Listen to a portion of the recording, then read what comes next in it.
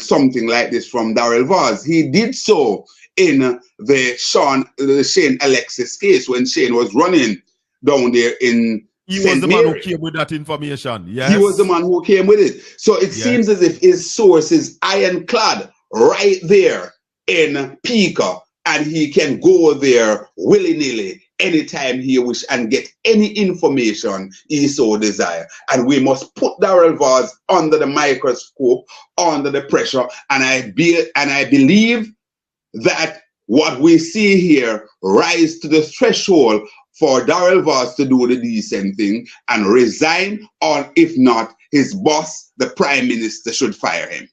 You think he should be fired for that? Absolutely. Absolutely. This Shaka, if you understand, data protection is one of the biggest things, not just in Jamaica, but globally. Where the world is going now.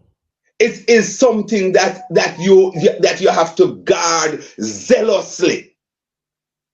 So when you have a minister of government, hold on, and that's my point.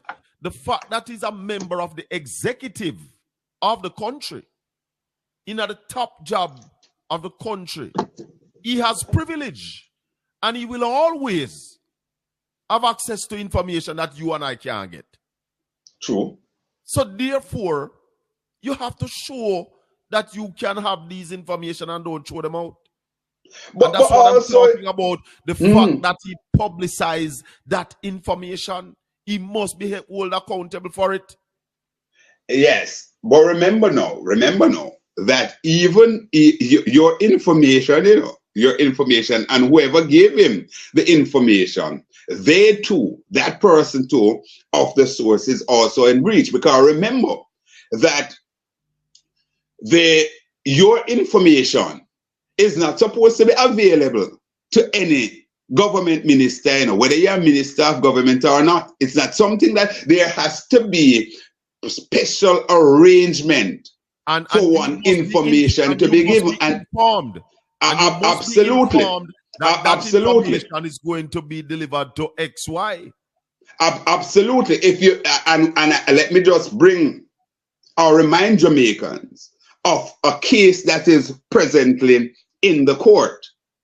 The young lady, Mrs. Issa, down there in Montego Bay, St. James. Oh, with the phone. Whose son was taken out of the car and murdered. And you will remember the many hoops that the Jamaica Constabulary Force. Hold on, let's get it right. She was taken out of the car, and then go with the car and murder the son in the car. The son was found in the car. So let's just straighten it. Yes. Yeah. All right, fine. So that's how it was. So, and if you remember the many hoops that the Jamaica Constabulary Force had to go over in order to get into the phone and get those information to be granted in a murder investigation. So it's not something that must be treated willy-nilly. And it is indeed problematic, Mr. Bell. It is problematic at the very core. At the very core. It needs a thorough investigation. It must be investigated. Exactly. And when you have something reach that threshold, any decent society that is operating on the basis of saying we want a place to live, raise families, and do business, a minister of government has to be held accountable. And when you breach, you basically have to give way. We saw the trajectory that Mark Jefferson Golden is operating on.